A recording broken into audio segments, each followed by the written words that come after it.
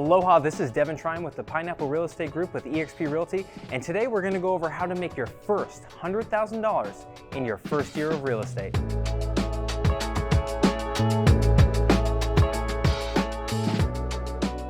If you're brand new in real estate, you're still figuring everything out, learning, implementing, trying to gauge how you can grow your business, here's the deal.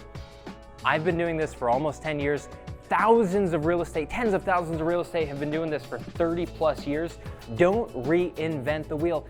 Find a mentor, copy our playbook, and then implement. Do the same things we do that make us do 100 deals a year, and you're going to have the same results. Point number 2, have a database. Don't be a secret real estate agent. There are already people that know you, like you, trust you, want to work with you. Let them know you are in real estate and you want to work with them. You want to help them. This is a business of relationships and people and trust. And if you aren't out there every single day growing that database of people, there is no way you could be successful in this business. And point number 3, check this out. Know what to say and how to say it. If somebody asks you, Devin, how's the market? Do you just say, oh, it's great? Or do you say, that depends, Nico. Where are we looking? Are we buying? Are we selling? Are we investing? Are we renting? Are you looking at Oahu, Waikiki, Waianae, Maile?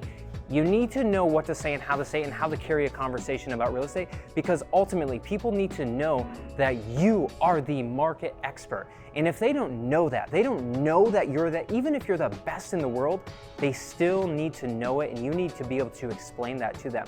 So between having a database, having a mentor, knowing what to say and how to say it, that is half the battle of this industry that 87% of real estate agents don't even do.